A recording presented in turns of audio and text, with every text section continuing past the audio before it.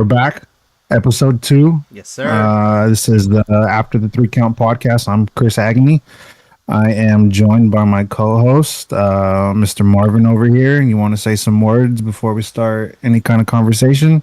I'm digging that fucking name. I just want to say that after the three I count, appreciate that. that's all you. Yeah. I love it. I fucking love it. I love that. Nah, I mean, yeah, I guess you could say it was me, but yeah, man, it took fucking probably like 3 weeks to come up with that shit. Even though it was extremely obvious considering what we're doing here. But yeah, man, I mean, it works. I like it. We got some big things planned too. So, Oh, I love that. I love that. yeah, man. Let's kind of just jump into some conversation. We kind of talked about it a little bit before we started recording, but one of the things that I did want to bring up to you was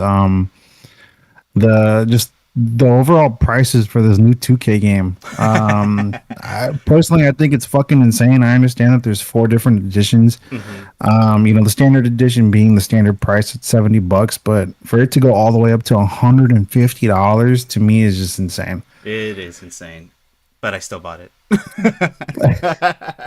And that's part of the problem. No, I mean, so at this point, it's like, hey, well, who do we blame? Is it more fucking money hungry, greedy ass TKO, or is this a 2K problem? Because I mean, I'm not huge on like the NBA 2K games, so I can't for sure say if their games have gone up to $150, but it's kind of scary, man, because they put these games out there for that much, and then people start to buy and buy and buy.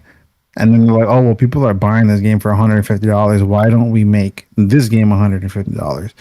And then why don't we make this game $150? You know what I mean? So like, it kind of sets like a new bar. And as somebody who enjoys playing video games, like $150 for a fucking game is crazy to me. So I mean, yeah, I just kind of wanted to bring that up, see where your thoughts were at. I understand that you bought it, but circumstances are maybe different back then. Well, I mean, like I had mentioned, I guess everyone can know. I thought I was gonna get a raise. I was really counting on that, so that was my thing. But I mean, I don't normally buy games like that.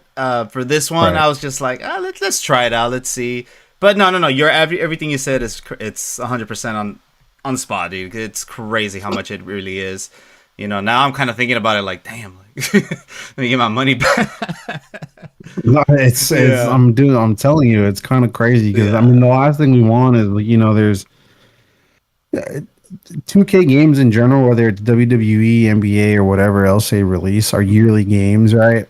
So who's to say that the next Call of Duty won't be $150? Oh. Who's to say that the next, fucking Madden or NBA 2K or whatever, they're going to start charging that much money for it? Because, then they see that, oh, well, people are buying this wrestling game for that much. Why wouldn't we, try to get this much for every other game that we put out? So I don't know. Like I said, it's just kind of a scary thing for me. The last thing we need is for everything is so fucking expensive already. The last thing we need is for video games to get that much. I mean, they're already kind of more on the pricey side. Yeah. But for it to get to that point would be insane. Yeah, and honestly, dude, I think it is. Everything you're saying, like the fear you're having, I think it's gonna happen, man. Because it's true. Like honestly, I never really thought of it like that, but it's true. Like oh my god, yeah, that's true. If people are buying a wrestling game, why not buy like all these other sports games that are probably more popular? Right. So it's very easy to just okay, 150, cool. 2 years from now, 180 with all these additions and all that. Holy shit. At the same time, keeping it in the wrestling space, we kind of see the same thing happening with the ticket prices for a lot of the shows. I think you and I are both we're both guilty when it comes to maybe spending a little more than we probably should when it comes to wanting to go to these shows. And again, like it's crazy. Like last April, I went to the Raw Before Mania here in Sacramento, and I had a good seat. It was second row on the aisle.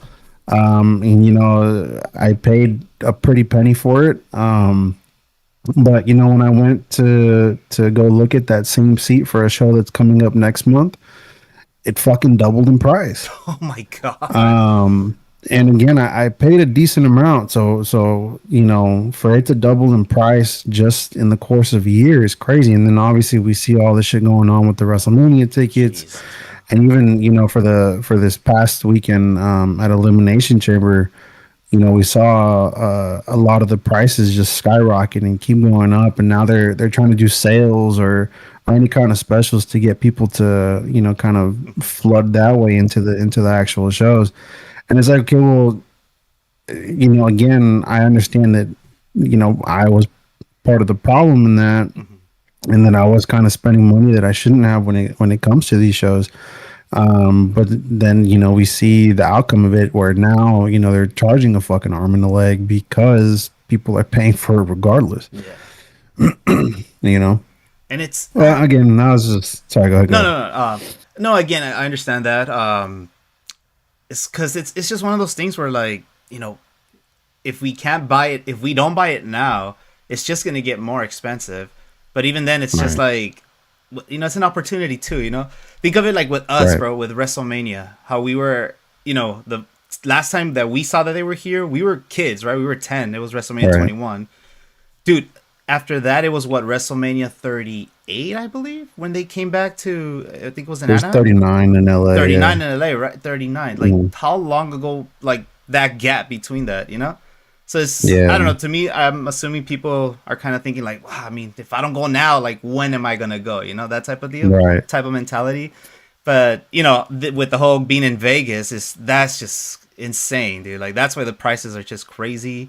And then I'm not too sure if I have like the right information for this, but I did also see that they're blocking out like those like watch parties like near those areas. Like, dude, what the fuck? Like, because they want people to attend the shows, but it's like, dude, just lower the prices. Like, you want more people to show up, lower the prices. Yeah, they're blocking out watch parties within a 50-mile radius of the stadium.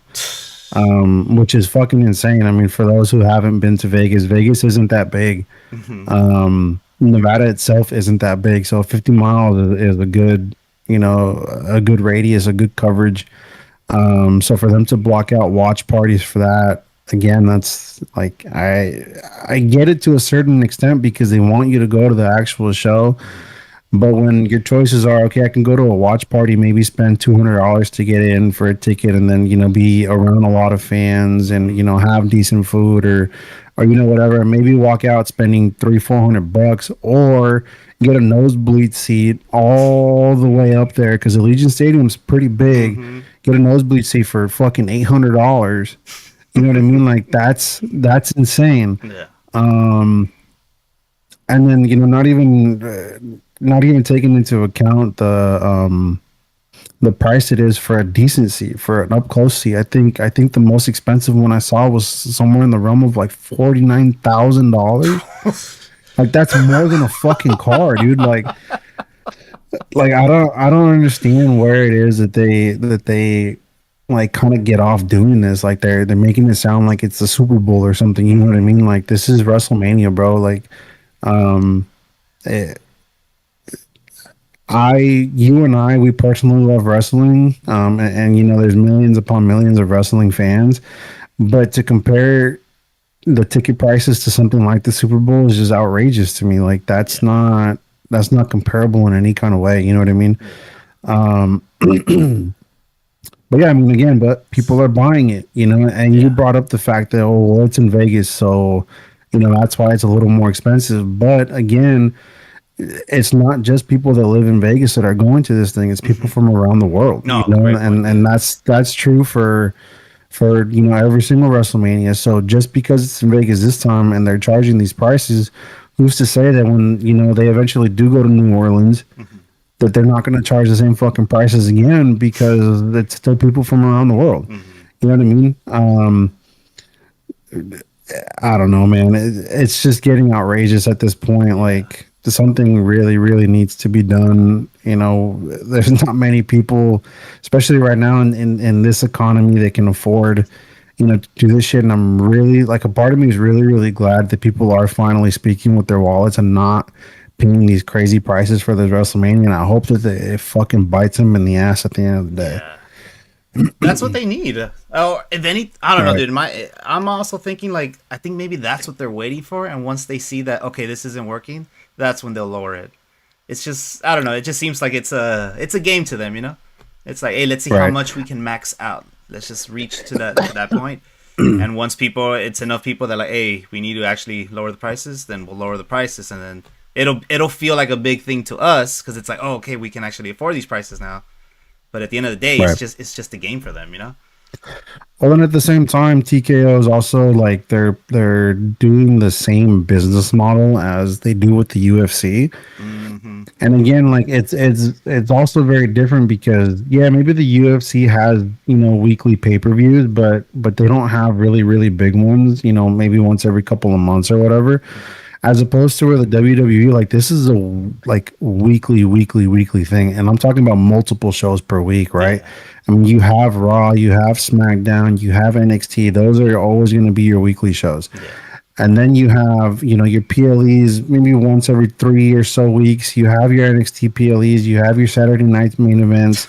Like, there's so many shows throughout the entire year that they're trying to do the same business model as a UFC with, and it's just it's not gonna work that way.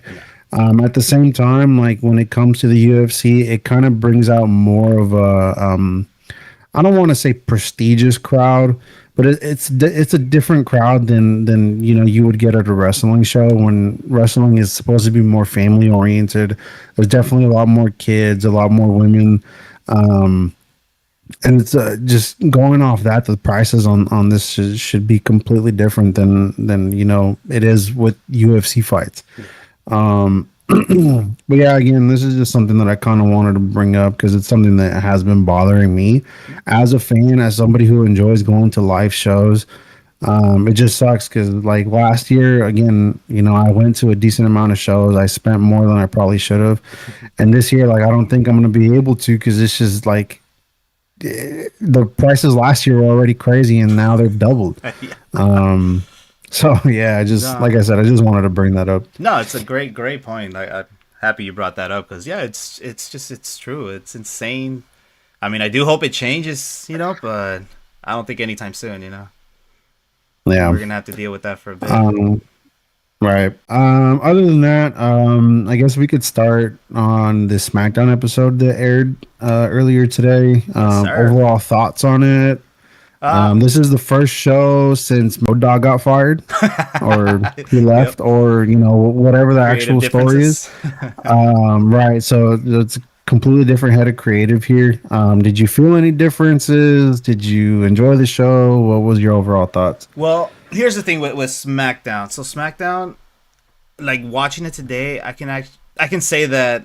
Oh crap! I actually haven't really been watching SmackDown. So this was probably like the first time I'm like legit watching it all the way, and it felt very long to me. Yeah. So I was just like, okay, I'm kind of getting a little wrestling fatigue at this point, but I thought it was enjoyable. It wasn't like anything great, anything like I remember like a couple of Raw episodes a while back when me and you were just like, oh my god, like did you see that episode, like fire. Right. I don't think it was anything of that level, but it was enjoyable. I still enjoyed it, but it did feel long to me. Well, and again, a lot of that has to do with the fact that SmackDown is 3 hours now. Yeah, Um, that hit me after.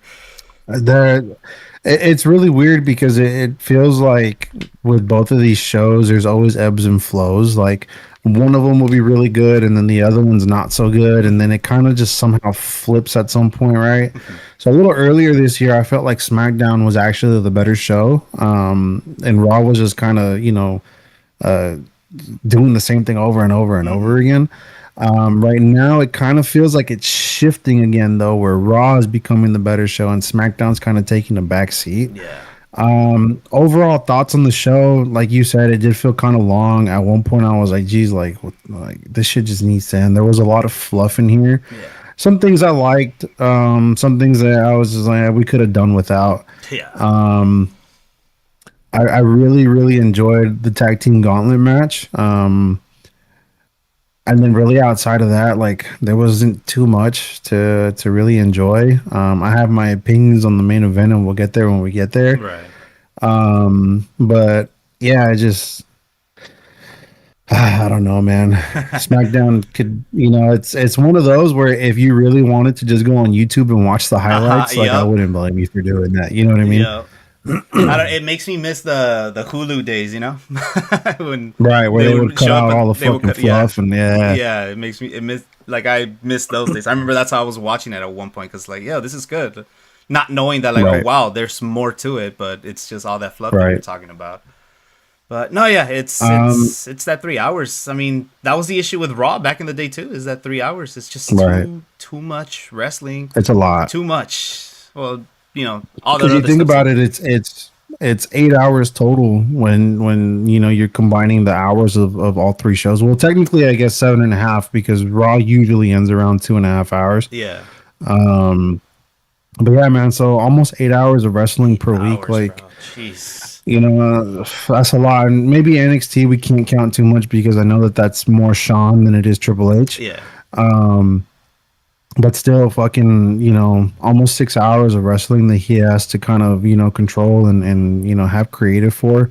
Like, that's a lot. So, and especially with SmackDown, like, I feel like their roster doesn't have enough people for 3 hours. Yeah.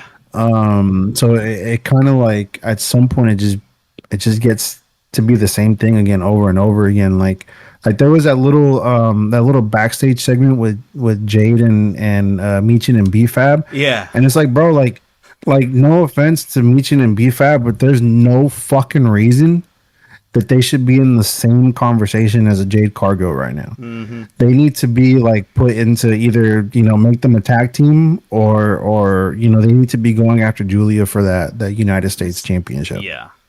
No, 100% agree. Yeah, seeing that segment again, I'm just like, didn't I see that like a while back when I saw SmackDown? Like that does feel very repetitive. Like Yep. Mitchie, you're still trying to talk to Jade, like you haven't fought her yet. Like Right. that's what it felt like to me. Well, and again, I know you're not super up on SmackDown, but during their holiday tours, Meechin and BFAB both got hurt. Oh, okay. So they just came back fairly recently. Oh, okay. But again, like even back then, there was no reason that they should have been in the same fucking conversation as Jade. So yeah, man, it's just again, I have my opinions. There was things that I enjoyed, things that I didn't. But let's just kind of jump into the show. So it started off with our men's elimination chamber winner, Randall Keith Orton coming out, just to kind of talk about him winning and how he's only main evented WrestleMania twice, I think is what he said. Dude. Over the course of his 25-year career at this point. Yeah. Dude, it's crazy. It's crazy. He said he's been in 20 WrestleManias and that he's only main evented two. That hit. I don't know. That just hit me different because I'm just like, what? Yeah, and you know what, man? Like in my head, I feel like he's main evented way more than that. Yeah. So for him to say like it's only been twice, like that kind of was like, what the hell? Like, there's no way it's only been twice. But looking back on it now, like I can, I remember his matches were more like toward the beginning, Yeah. And then again, he was also coming up at the same time as a John Cena and Batista, and the Undertaker was still there. Shawn and Triple H were still there. So of course, like a lot of those stories always took kind of precedence over whatever it was that he was doing. So I mean, I'm glad that now he's finally getting his third main event. Most likely going to be night one. Especially now that Drew dropped the belt back to Cody. I'm glad that we're finally going to get that match. Again, I'll kind of save that conversation for when we get there at the end of this. But yeah, man, it was, like you said, it was weird to hear him say that this is only going to be his third time. But again, I'm glad that he's going to get that. Yeah, absolutely. His his little segment overall, nothing to talk about, but it was just No. it's nice to see him there. Like it's like okay, Yeah. I always like hearing Randy, even if it's like Right. trash, whatever whatever he's saying. You know, even Right. if it's trash, I enjoy always listening to Randy Orton, and then hey, Mister Whoop That Trick shows up. Yep. And then he gets interrupted by Trick, and then he has the he debuted that new entrance at Elimination Chamber where he's He did. spinning around on the thing. Bro, this guy's $1,000,000, bro. Dude, This that guy pop he is got! a Oh my million god! bucks. Like the guy has aura. He's got it, bro. Like, this guy is definitely going to be one of the pillars of the future. Oh yeah. And I'm glad that he at this point in his career, very very early on, he's getting a chance to kind of share the ring with Randy. That tells me that they have a lot of trust in him. And which they should, man, because even back in his NXT days and when he was the TNA champion, man, this guy he couldn't do any wrong, bro. I really enjoyed him coming out and kind of just talking his shit or whatever. Yeah.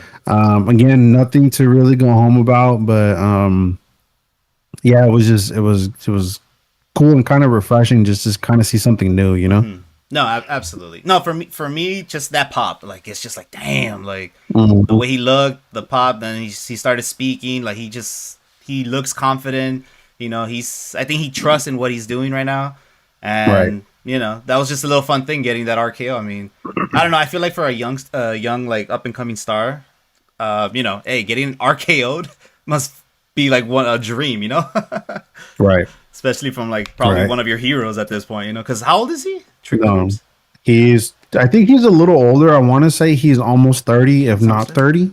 So a little older compared to Obafemi and Javon. Yeah, but still, though. Still in the wrestling world, he's fairly young. Yeah, but yeah, great, great things ahead of this guy, man. I'm excited to Yeah. be a part of it. So Just to kind of talk about Trick a little more, I remember, I think it was during his second NXT championship run. I remember at one point it started to get kind of stale. He was just kind of doing the same thing over and over again, and then they turned him heel. And once they turned him heel, I feel like he kind of found like his character and what it was that he actually wanted to do. And then that's when they trusted him to run with the TNA championship. And after that, man, it was just, man, he was doing great things. And he's kind of carried that over to his main roster debut, which I'm really, really enjoying. This guy's gonna have a world title by this time next year. If not have it, he's gonna be going for one at next year's WrestleMania. I have that much trust in him. I know they have that much trust in him. He's just gonna be something great for sure. no, for sure. So, quick question though. Yeah. Right now with his role, I guess would this be considered? Is this like similar to his heel, or is it like kind of not like the beginning of it, or is it this is how he was when he was a heel, or because I never really watched him in NXT, so. Yeah, yes and no. This kind of persona that he has right now kind of came more into fruition when he was feuding with Ricky Saints down in NXT. This very like very kind of conceited, like that part of that character came out mainly during that time. But again, he had already been heel at that point for a decent amount of time. So he's kind of just been building and building and building upon the character, as he's gone on with time. And to where he's at now is just like it's levels above where he was when he was a babyface. So yeah, man, like I said, I'm really enjoying his work. I heard that there was rumors about maybe turning him babyface just because of the crowd reaction that he's getting, and I really hope that they don't do that. It's because it's like, dude, like if it ain't broke, don't fix it. Right. Yeah.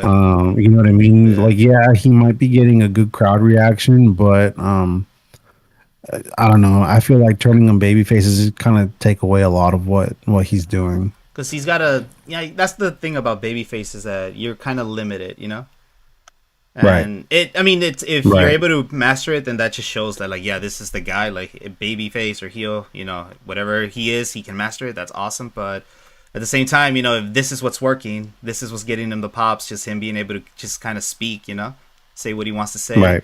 Again, with babyface is a little more limited, but no, I mean, I hope that's not the case, because yeah, like, this is a couple of, like, the couple times I've seen him, and I'm just like, yo, this guy, who's this guy? And Right. yeah, I'm digging Trick Williams, man. Right. So then after that segment, we had a backstage segment with Carmelo Hayes and Nick Aldis. So he's kind of talking about just the open challenge and who his next opponent would be. He kind of talked it up, saying that, oh, people all over the world have been wanting this and whatnot. And then, to our surprise, it was our dude from AAA, El Hijo de Dr. Wagner Jr. Yeah. Bro, I don't know if you watch much AAA, but I don't watch everything that comes out for AAA, but I've seen the couple Worlds Collides and Triple Mania and a couple other things. At least the Dr. Wagner Jr. is he's so good. He's their Latin America championship champion, I want to say. Yes. So as soon as his music hit, bro, I knew that this match was gonna fucking bang. And it did. It got a little clumsy at some point, kind of in the middle, like they just weren't on the same page. Yeah. But they kind of recovered pretty good, and then the rest of the match from there on was really, really good. Of course, we had Carmelo, go over. He's still the champ, but the match itself was really, really good. No, I 100% agree. No, and I'm glad you caught that too. Yeah, because I did notice that at one point it just kind of seemed like they weren't on the same page. But 100% agree. They recovered really quick after. Because after I was like, oh wow, like all the moves are pulling off. I think the moonsault that what was his name, Dr. Wagner Jr. Dr. Wagner Jr. The one he did was it looked dope. And then like the super, I don't know what it's called, but the super atomic leg drop that Carmelo did. Yep. Dude, that dude was in the air like that. Yep. That caught me off guard. I was like, oh my god, look at this guy, he's flying at this point. But that was great. It was great. So for me, I feel like somebody the size of a Dr. Wagner Jr. shouldn't be moving the way that he does. Absolutely. Somebody like a Carmelo Hayes, like you can expect him to be kind of more of a high flyer, and the fact that they were kind of keeping up with each other, knowing that there was a significant size difference there, is again, I really, really enjoy El Hijo de Dr. Wagner Jr. And I'm glad that one of the big things with this open challenge is, like, I enjoy it. I'm glad that they're defending this fucking title every week. But at some point, it started to get stale. Like, I feel like it was the same people over and over and over again. Like, I feel like at one point, I think Ilya got like 3 shots within a 4-week span. So, and again, it's not like they're bad matches. Carmelo and Ilya put on great matches every single time, but I would like to see something different. Yeah. So I'm glad that they brought up, somebody from AAA that's not a Mr. Iguana, somebody from AAA that's not a Laparca. So yeah, man, I was really excited to see this match again. It to me, it was a really good match, except for that little, tiny little clunky part. But like we both said, they recovered really well. And by the time the match finished, it was definitely up there for one of the better open challenge matches, in my opinion. So then after that, we had the celebration for the new women's tag team champions, the Nia Jackson, Lash Legend, the Irresistible Forces. So personally, I really enjoy this tag team. I think it's a good spot for both of them to be in. I've always enjoyed Nia's work even before she was let go. I get that maybe she was kind of more on the dangerous side to work with, I guess you can say. But again, I've always really enjoyed her work. So I'm glad that they're giving her something to do, like kind of be like a mentor to a Lash Legend, who I feel like is also going to be one of the pillars to the women's division for a while. So yeah, they're doing their little celebration, kind of talking their shit. They put out kind of an open challenge to any other women's tag team out there that wants to, challenge them. Yeah, I thought when the fireworks started shooting, I was like, I thought someone was gonna come out, but then it didn't seem like it. I'm like, it's because it felt similar to what AJ Lee did where she Right. threw out a challenge, and I thought someone would just come up just for a little like promo, a little Mhm. back and forth, but no. But yeah, like when you hear Charlotte's music, I was like, okay, Right. cool, I'm digging it. You see Alexa, it's always great seeing Alexa. I don't know, Alexa to Right. me, it came around, bro. I remember I did not like her. I didn't understand why you liked her so much back in the day, but yeah, I see it now, and I've been seeing it. Yeah, I thought that was a little that was a great like confrontation. They're just kind of back and forth about like, oh, like you guys cost us the title, so we deserve it, this and that. But then I hear Julia's music, and cause I fucking love her fucking music, dude. Like I said before, to me that sounds like an anime intro, so big Right. fan of that. But dude, I see what you mean. The no pop, no nothing, like what's up with the crowd, man? Like Yeah. that's a big pop moment, and just nothing, like just almost silence at this point.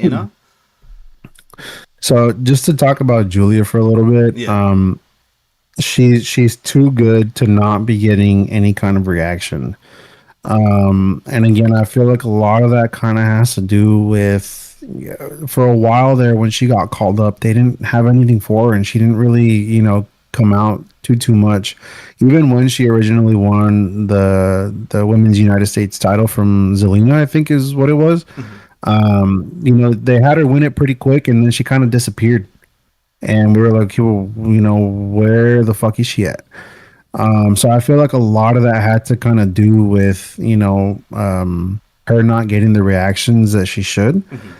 Um, Now, they have her paired up with Kiana, which isn't the worst thing ever, because I also understand that, maybe one of the things that people don't really understand is the language barrier. She's fluent in Japanese. Her English isn't very good. So having somebody kind of, with her that can be her mouthpiece, it can help her out a lot. The issue here for me though is keeping her in the tag division. I don't think there's any reason that Julia should be in the tag division. I think she needs to be far away from the tag division. She already has a belt that I feel like doesn't get the attention that it deserves. Mhm. And then on top of that, a couple weeks ago, when Rhea and Io were there, Io kind of hinted at wanting to go after her for that title. And that's kind of where my mind was. And I was like, damn, like I feel like a feud with Io would finally get people to see how good Julia really is. Mhm. Because again, they can do that strong style with each other. They can do that stardom style with each other that unfortunately they can't really do with too many other women. No. In the WWE.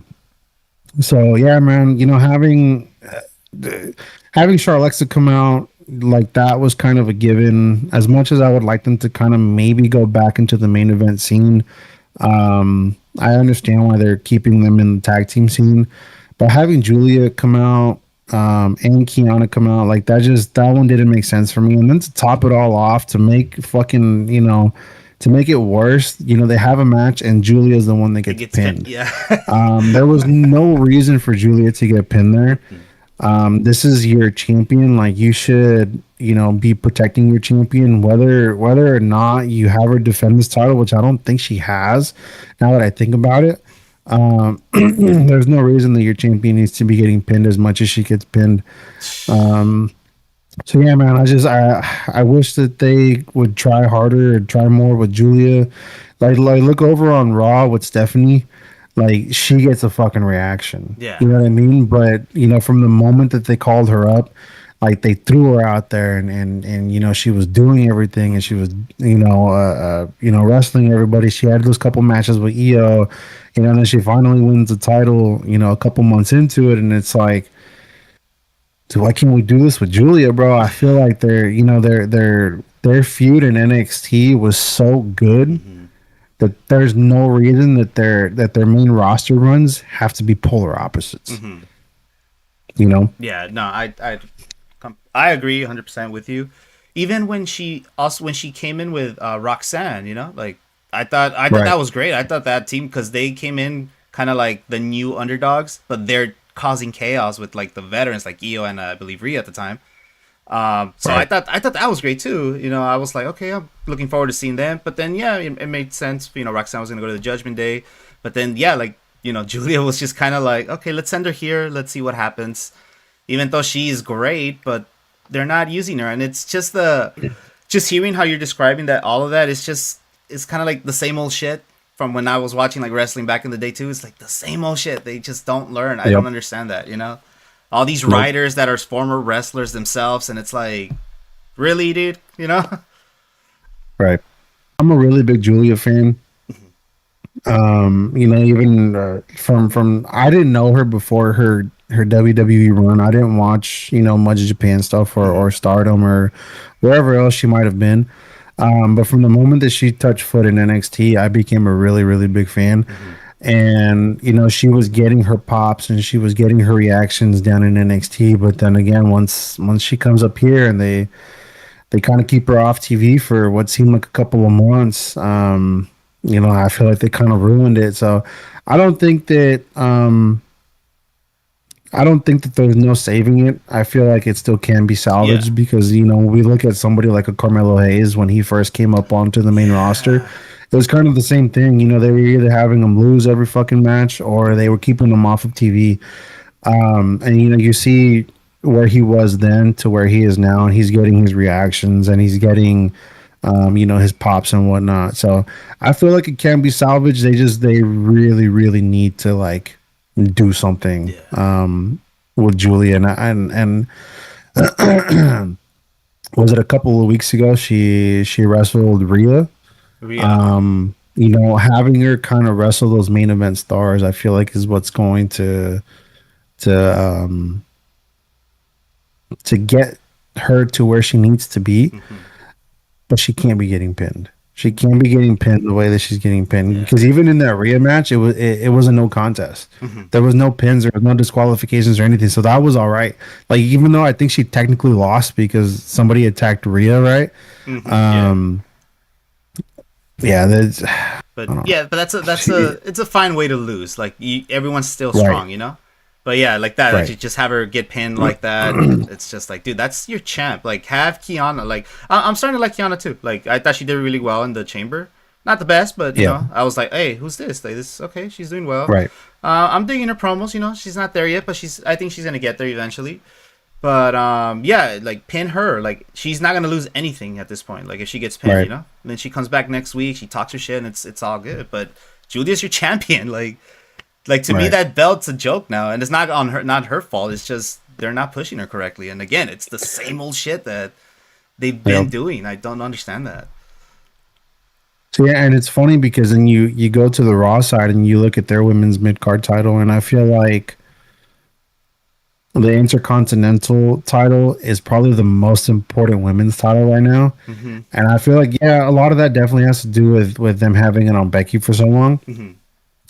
But it's like, bro, like just use the same fucking formula. Yeah. Like that title's been defended on PLEs. You know, it's been defended on big Raws and you know wherever else you could think of.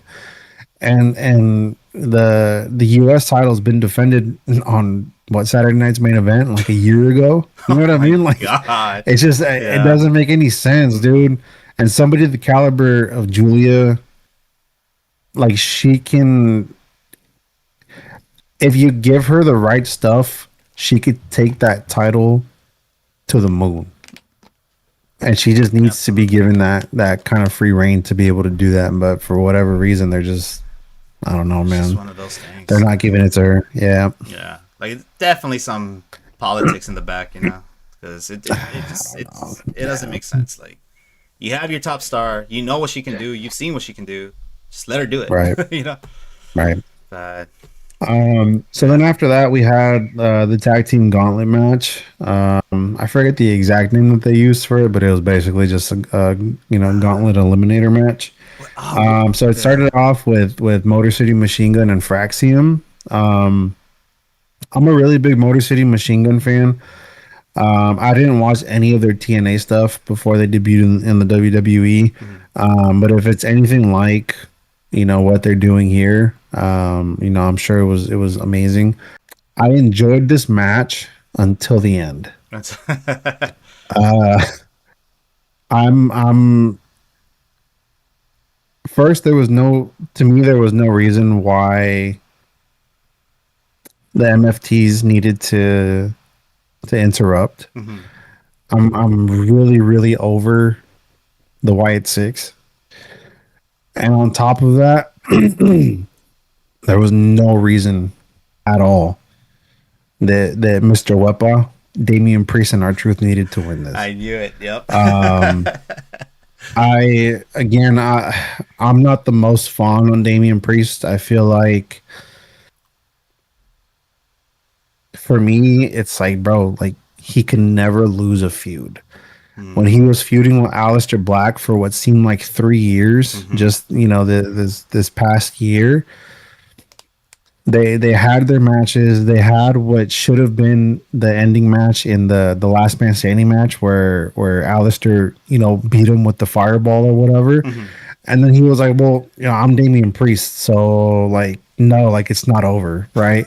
So then they went on to have their fucking ambulance match where Mr. Wepa wins. And it's like, all right, so then, what do we do from here outside of bury fucking Aleister Black, um, so then they come up with this tag team gauntlet, and then it's him and R-Truth, and it's like, bro, you have Los Garza, which are a fucking phenomenal tag team, Mhm.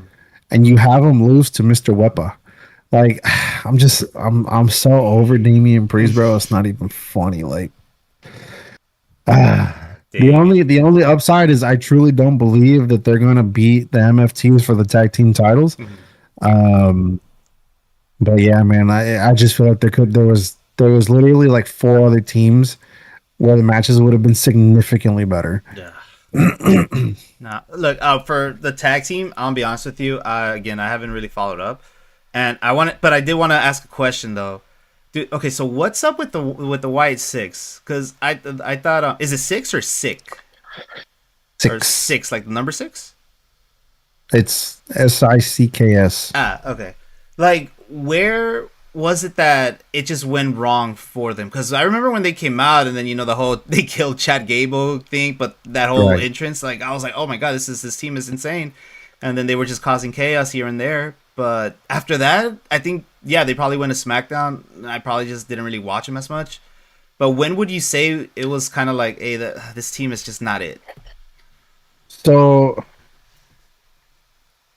so they had an amazing debut, Mm-hmm. right? Like you said, where Chad Gable died. Um, and then they had, the feud with American Made. Mm-hmm.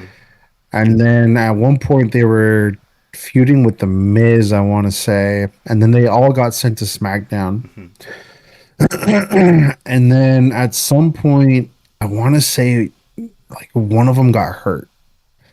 I don't remember exactly which one of them it was, but they kept them off TV for a decent amount of time. It was to the point where like where the fuck is the White Six at? And then they come back, and then they have their SummerSlam match where they win the tag team titles. Right? I don't remember. I don't remember if they won it at SummerSlam or if they had won just right before, but they walked out of SummerSlam with the tag team titles, right? The tag team. Okay. And then one of the things that really sucks is before that, the SmackDown tag team division was probably the best tag team division on the planet. I remember you saying that. Yeah. And because it was always something, bro. Like they were always going at each other. It was exciting. It was fresh. Like I feel like at one point those titles were jumping from team to team, which for me I personally really enjoy. Mm.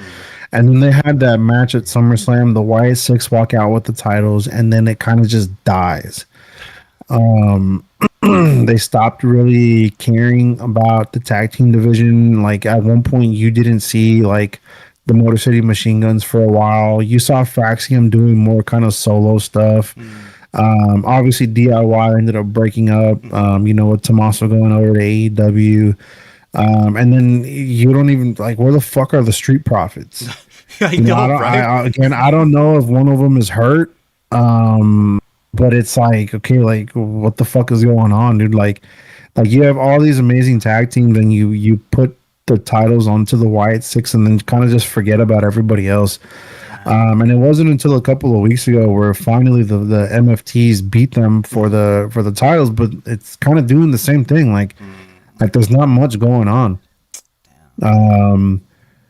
The only positive here is that before the tag team division last year got really really good was because the Bloodline 2.0 had the tag team titles. I remember that. So I'm kind of hoping that the MFTs are used as kind of this launching pad to kind of bring the tag team division back to where it was.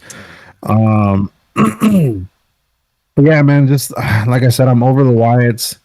I don't give a shit about the MFTs. I really don't.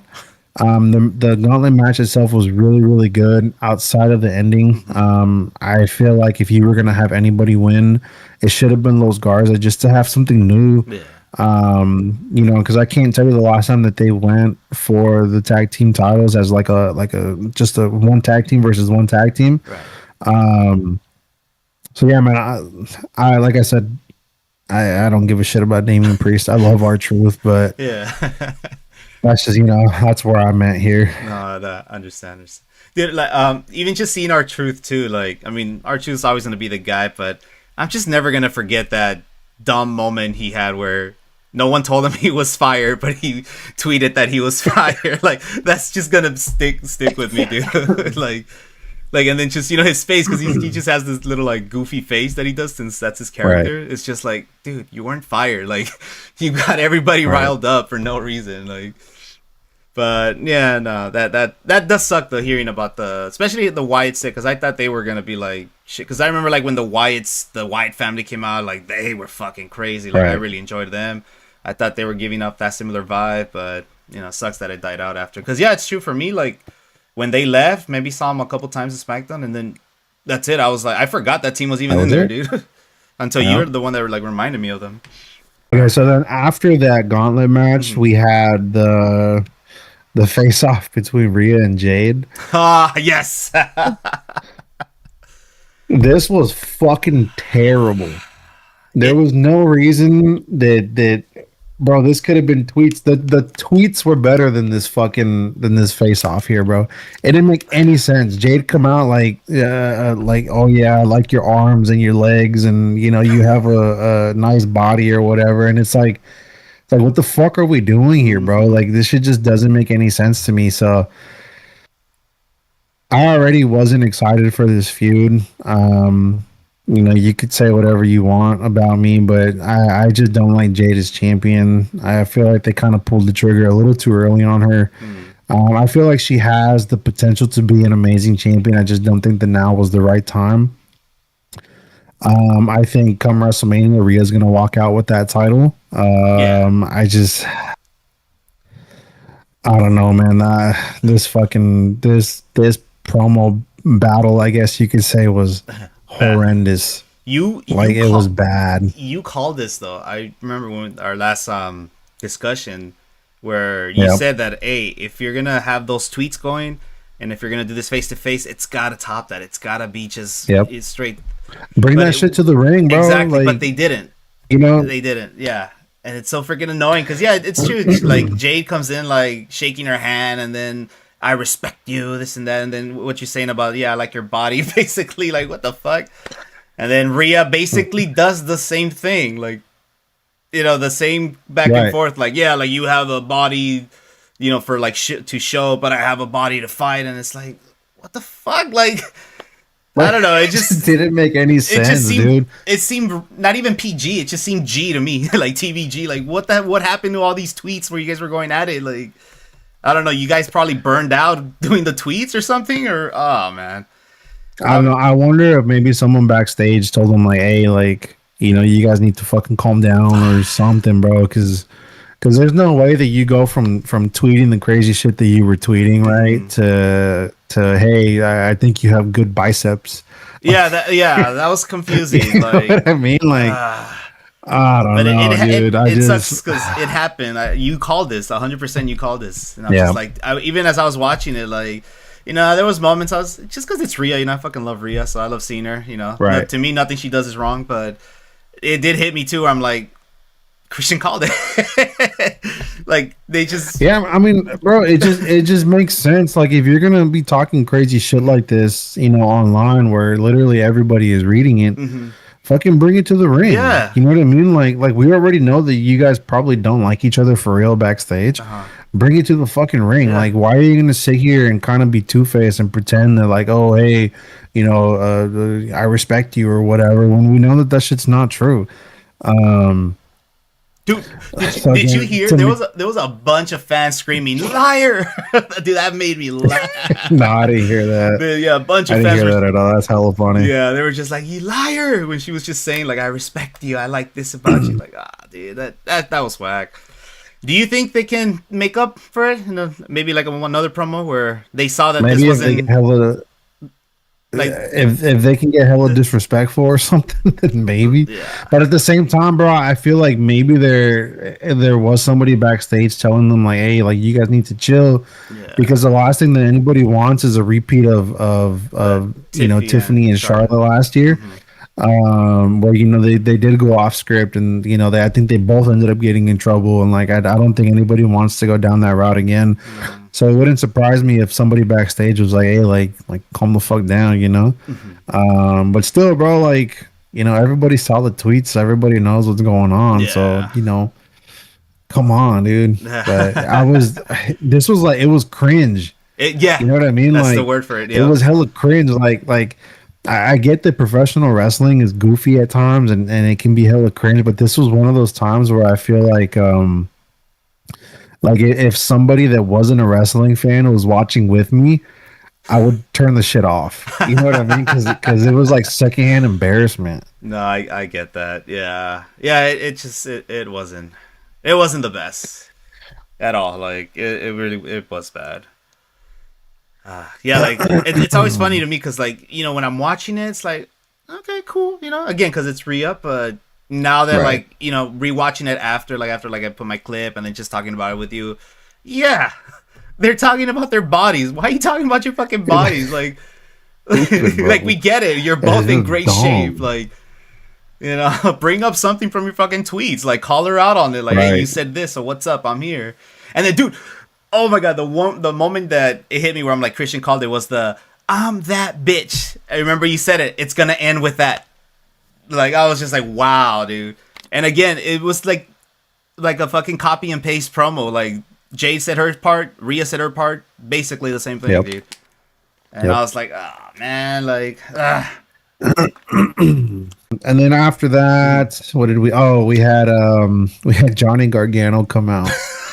And say, hey, Johnny Wrestling's back, and then who comes out? Fucking Mr. Obafemi. Dude, that's this kind of remind. Oh, go for it. Sorry, go ahead. No, go for it. No, go. No, you go. It's just it's gonna be used as memes. It's definitely with the whole like, man, like something along the lines of like, man, when your woman wants you to step up and do something, and then you do, but then you just get shut down by a bigger, badder dude. Some shit like her face when they showed the camera on her was hilarious, bro. She just looked like, damn, like. When this kind of reminded me of when Braun Breaker was first making his main roster debut, and they were kind of just feeding him fucking these little jobber matches or whatever. He's squashing everybody. Yeah, and like I know from like way back in the day, I didn't have the best relationship with the Johnny Gargano, but over the last like couple of years, I've really like started to enjoy his work. So to see him just get fucking killed, bro, it kind of hurt me a little bit. Wow, times have changed. But at the same time, like how much I love Obafemi, and if he can just run through everybody on the roster, like that'll make me so happy too.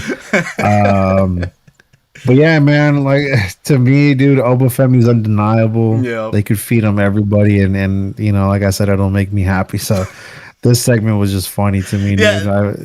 I felt so bad for him. I'm back, and then here comes Obafemi. And like the commentator's just like, man, now he's back in his coma now. Like, He just wanted to sleep. It was funny because I think Wade was like, hey, this is Candace's fault because he just wanted to go to sleep. She's the one who made him get up. And I was like, damn, like fucking poor Johnny, bro. The boy was sleeping all fine and shit, you know, nothing, no issues, no worries. Has to take on this Nigerian fucking monster. Oh my god, bro! The one part where oh my, that food just like threw him, dude, like a doll, bro. Yeah, just picked him up and threw him. So again, I know you don't watch much NXT, but at this point, like I've seen most of Obafemi's career, bro. You should have seen some of the shit that he was doing in NXT to these fucking people, bro. Like I remember he had a match with Javon Evans where he threw him from the ring to the announce table.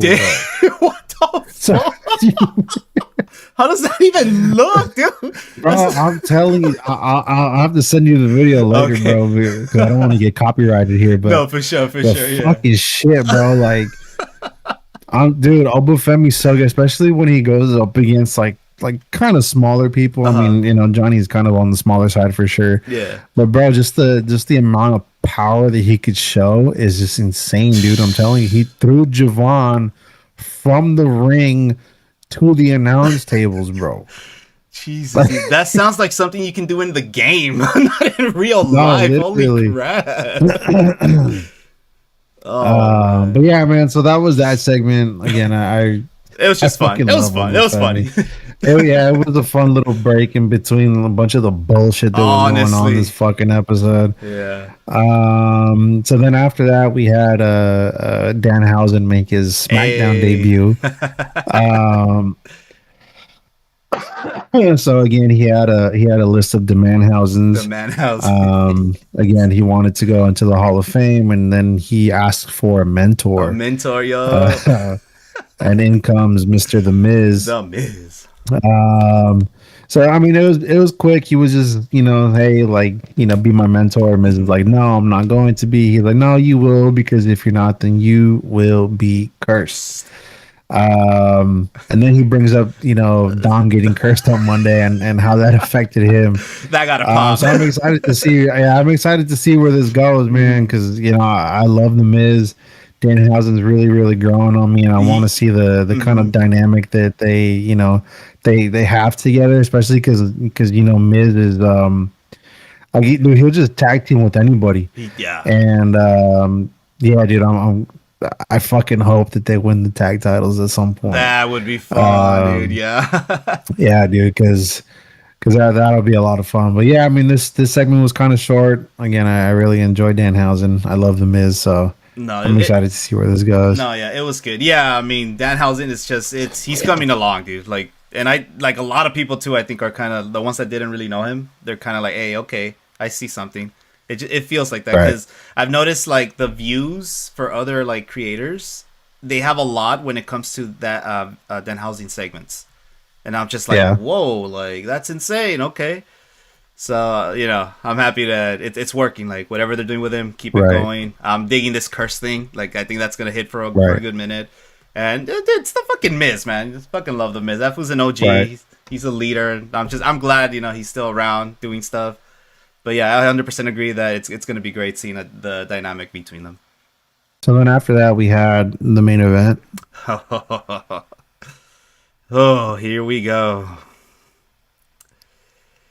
At this point, it kind of feels like Drew's reign was them just like saying, all right, here, fuck, dude, come on, fuck, here. You know what I mean? Like why give him a 2-month fucking reign? Like, it was under 2 months, I want to say, because I think the cage match on SmackDown was January 9th. So we're like, fucking what? It was the 6th when he lost it. Yeah. Like, dude, like, what the fuck was the point in giving it to him? Then you could have just kept the shit on Cody. Yep. Like, I get that. I think they said Drew's going to go film a movie or something like that. But if you knew that in the beginning, then there was, like, why give him just this transitional fucking, you know, title run? Like, it just doesn't make any sense to me. Again, I also understand that Cody and Randy is probably the bigger match. But But again, there was no reason to put the title on Drew just to take it away from him in yeah, less than 2 months. yeah, You know, it's that same disrespect, dude. That it's so freaking annoying. Just because I don't know. For me, with Drew, it just it sucks because when he won the title, it was in 2020. You know, when COVID happened and all that. You know, he won the title, but it was to an empty stage. And at that time, dude, Drew was putting in, I mean, he's always putting in work, but at that time, I remember specifically, he was just working. Like, I was like, dude, this is the guy. Like, holy shit, you know? right? And then for him to, they gave him the title, but then just, you know, the fucking world goes to shit. And I don't know, for me, ever since that, it's just, him in a title picture, it's just never recovered in my eyes. Like, Yeah. it sucks, you know? Like, something's always happening or it's gonna happen whenever he's champion. And I don't know, he's dope. Like, Drew McIntyre is fucking crazy good on the mic, in the ring, everything. Like, he's insane. Yeah. I don't understand why they did that. Like, yeah, it was what you said. Like, Cody should have just been champion. If you guys knew that Cody and Randy is the bigger match, keep Cody as champion. Right. Like, oh man. So then I think the one thing about this match that really fucking pissed me off was, I feel like in this match specifically, Cody was more protected than fucking Super Cena ever was. Really? Like, dude, like this was I don't even, bro. I think Drew hit him with like 3 claymores, a couple he hit him with the fucking crossroads, like, and he kicked out of everything, bro. And then you know, eventually it was, you know, Jacob gets involved toward the end there, and you know, he's kind of the reason why Drew ends up losing. But bro, like, this was literally Super Cena levels of protection, man. Like, it's just it's rough, dude, I don't know, bro. Yeah. Like, this is what the Cody's now a 3-time world champ in less than 2 years. Less than 2 years, yeah. You know, I just if you guys knew Drew was gonna go film a movie, if you guys always wanted, you know, Cody and Randy to be the match at WrestleMania, there was no reason that Drew should have, you know, been involved in the title picture past WrestlePalooza last year. Yeah. You guys should have just had him doing different stuff. And if putting the title on him was still something that you guys wanted to do, then it should have been done after he gets back from filming his movie. Yeah. That way he has more time to you know, be champion, because I think at this point he only had one title defense outside of tonight, and that was what Sammy at Royal Rumble. Wow, at Royal Rumble. I mean, yeah, remember how you and I were kind of like, was the only, and you and I were like not really into that match. We were watching that one. Right. Yeah. Wow, that's insane. So I don't know, man. It just, I feel bad for Drew, bro. The guy deserves so much better. Oh, he does. I feel like if you guys were going to give him a title, it should have been not done after the CM Punk feud. Yeah. You know, because that was fucking feud of the year, dude. You know, the last 2 world titles that he's won, it was the one at WrestleMania where he got cashed in on by Damian Priest 5 minutes in, and then this one where you give him less than 2 months. I get that Cody's your number one guy, and you know, I'm a really, really big Cody fan, but there was no reason to do this. You know, if anything, if you still wanted Cody to be in the title picture at WrestleMania, this could have easily been a fatal 4-way. Oh yeah. You know, I feel like that's the route that they should have gone down. They didn't, unfortunately. So I don't know. We'll have to see what happens from here on out. But yeah, this is just really disappointing for me. Yeah. The only good thing, I guess, is that, hey, at least it'll be the night one. You know, that's not going to be the main event. Yeah. So I'm happy about that, because I mean, not saying that they don't deserve it, but it's just like it sucks. It sucks, you know, the disrespect to Drew, and I mean, I don't know. I think what's happening with Cody now too is that like people are kind of turning on him now, because it's like what you said right now, Super Cena protection, and this is what was happening to Cena at the time. Because I'm starting, even in the going back to Randy's segment when he was talking about like, oh, like I might face Drew McIntyre. You know, he gets boos more, but there was a couple cheers for him. And then he mentions Cody's name. and you can hear the boos too, specifically from the guys. Like Mm, you can hear that, like it's just so similar to the Super Cena. And I mean, I don't know, man. I hope Cody needs a heel turn. I don't know how they're gonna do it, but that's what I he fucking agree. needs. Find a I way to do agree. that, but it's just I think. oh, over. Sorry. I think that like you just brought up, everyone booing Cena when he was, in the midst of the Super Cena run. Yeah, And I think that at this point everybody realizes how much of a mistake it was to not turn him heel at that time. yeah, And I just really hope and hope and hope that they learn from that and they see what's happening with Cody here and they see that he's starting to get those same reactions as Super Cena did back then and they actually go through with turning him heel. I don't know if people know Cody from outside of the WWE, but he's probably one of the best heels in wrestling when given the chance to be a heel. I understand why they might be hesitant to pull the trigger because he is one of the best merch sellers and he yeah, is really good with the kids and he's kind of like they say the quarterback and he's just all this fucking superhero of a guy I guess yeah. but Homelander Cody, man. Homelander The Cody. I feel like that could be generational too, man. Yeah. I feel like him turning heel might start to get some people to start backing him again. Hmm. At least the people that he's kind of lost over the last year or so. Yeah. But yeah, man, I just this main event was just really disappointing to Yeah. me, and I even texted you like right I after it. I was like, bro, like. know. Oh my Oh god, there man. was no reason for No any of this, reason. man. No, yeah, exactly the same thing with Cena that happened, and also with Cody Rhodes too in AEW. Like when it first started, Yeah, that's the exact same thing that happened to him. Everyone just kind of was like, "Oh my god, this guy, the good guy again." But right. it did, especially how greedy fucking TKO is right now. He's making money, merch, sponsored. He's the superhero. He's the good guy. Yep. They're not gonna change him. I mean, look at Cena. Yep. I mean, right. You might have like all of these, writers and producers and heads of creative backstage and shit, but at the end of the day, I feel like TKO still has the final say in Yeah, everything. yeah. And if turning Cody heel shows them that hey, like he's gonna be a bad guy. We might not sell as much fucking Cody shirts and jackets anymore. Hmm. And they're gonna be like, no, then we can't do it. You know what I mean? As good as it might be for the product and in the long run for ticket sales and all this other shit, I think they're just gonna kind of see short term and hey, we're not gonna be moving as many T-shirts as we are right now. Hmm. Yeah, I think that they would kind of put the veto on it for sure. Yeah. No, agreed, man. But hey, well, it sucks, but it is Cody who's gonna face Randy at WrestleMania.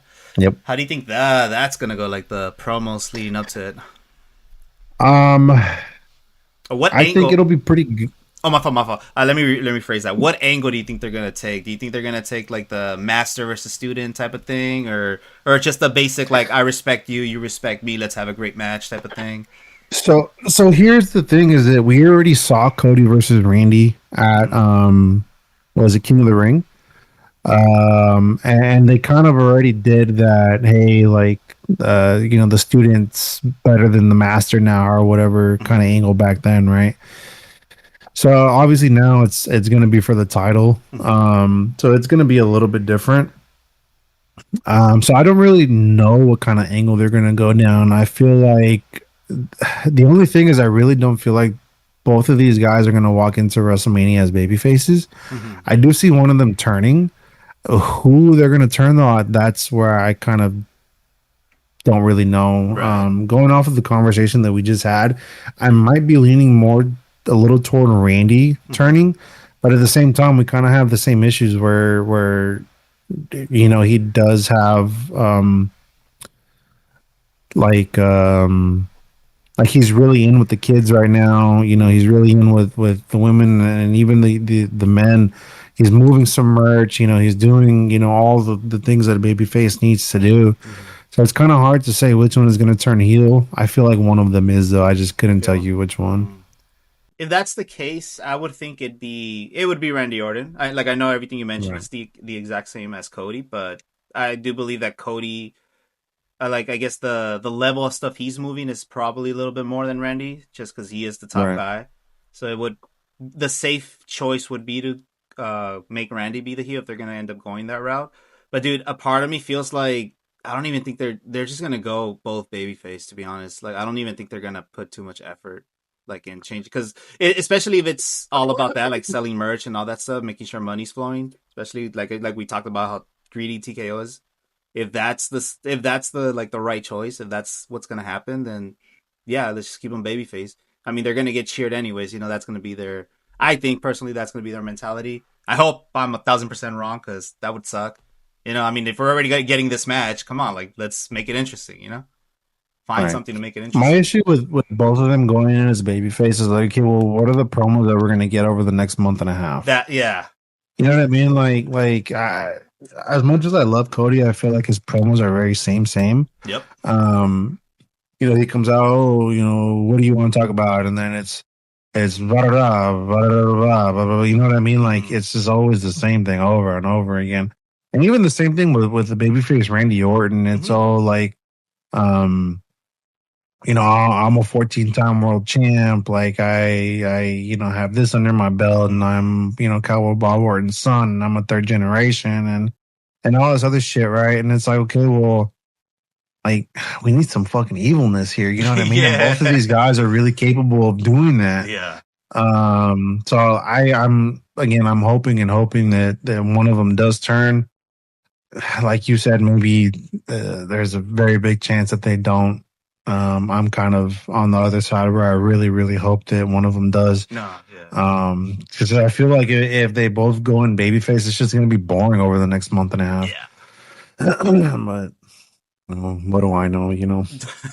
And even their nicknames, the American Nightmare versus the Viper, and they're both going Right, babyface. Like, come on, guys, we need to think of something. Like, I really do hope, right. like, they do think of something, make it make sense.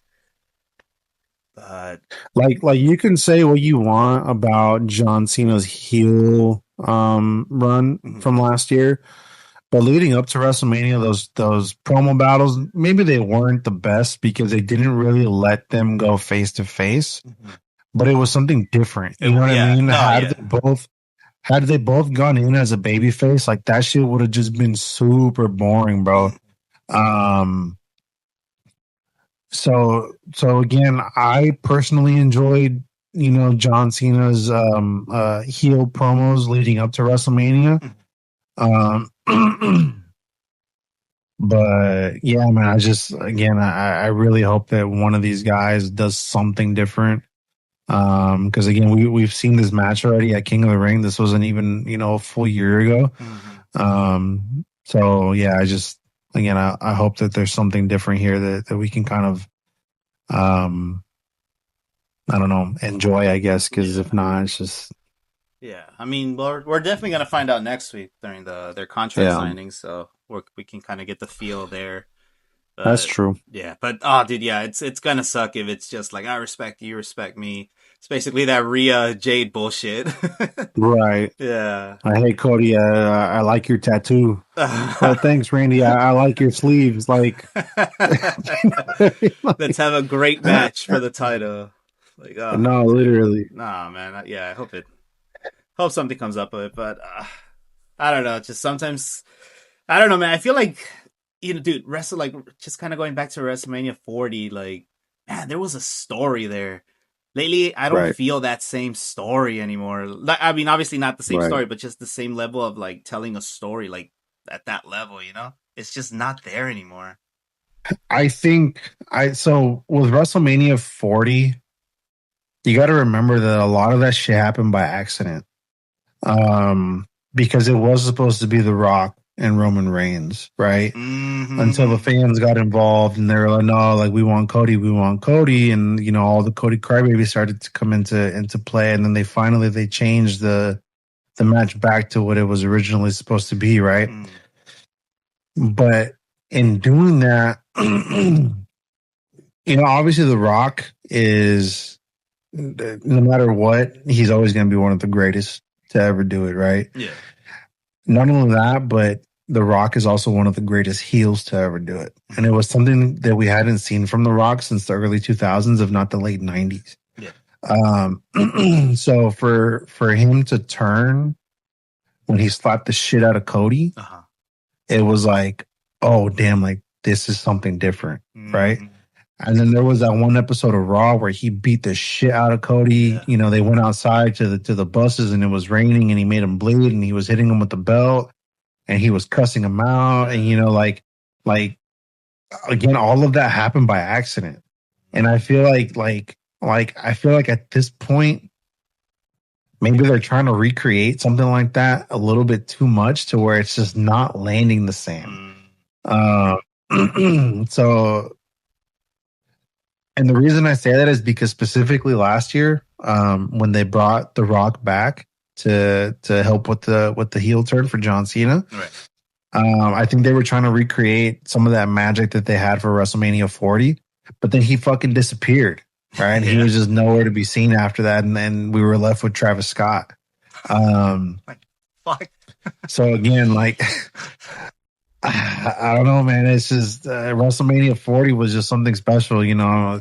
Like if you weren't there, bro, like you really, really missed out. Yep. You know, hopefully someday we kind of get that magic back, but. Yeah. I don't know, man. And then on top of that, not only was it, you know, The Rock being there, but we were, you know, toward the end of the Bloodline saga, the original Bloodline saga. And, you know, that was one of the greatest stories over the last, you know, decade. So, I mean, there was just a lot of kind of things culminating and ending at WrestleMania 40 that made it feel special, you know? And yeah, man, I feel like they've just been trying to like, get some of that magic back, and it's just not working for him. It's not. No. If anything, the closest I think they could have gotten, like towards that time, was when it was Cody versus John Cena, and if The Rock had actually come out, you know, yeah, I think that would have been like, okay, then here we go. Like, but then it was just Travis Scott, and then like.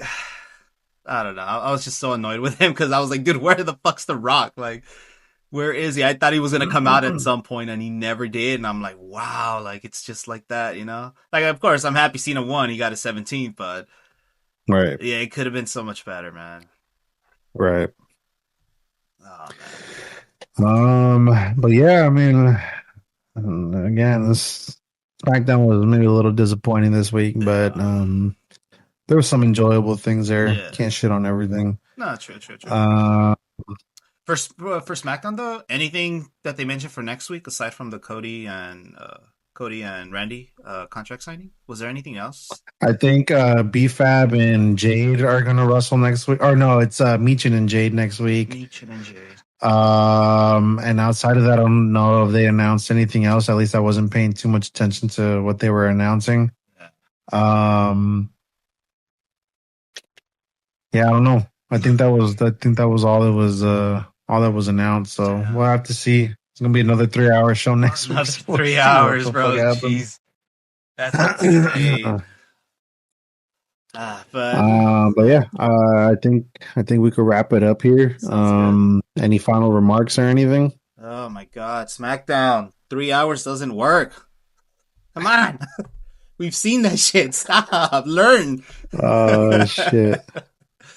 Oh man, but yeah, that's my remark, bro. At this point, so exhausted.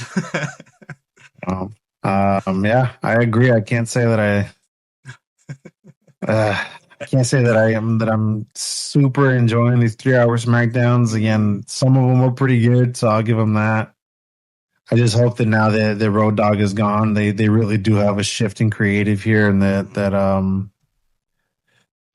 I don't know, man. Hopefully there's some oomph to these fucking shows coming up. Because if not, man, WrestleMania is going to continue to not sell. So yeah. I guess that's it for episode 2 of the After the 3 Count podcast.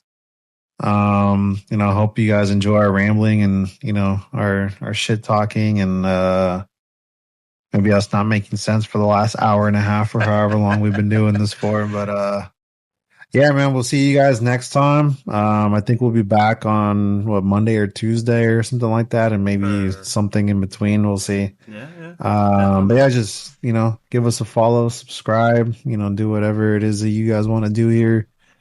I'm Chris Agony. This is my boy Marvin. Yo, yo, yo.